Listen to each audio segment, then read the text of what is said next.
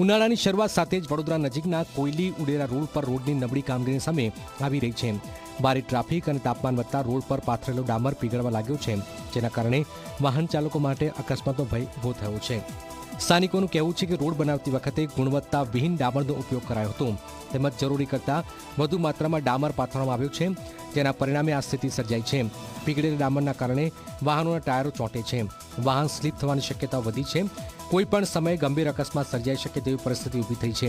સ્થાનિકોએ જવાબદારો સામે કાર્યવાહીની માંગ કરી છે।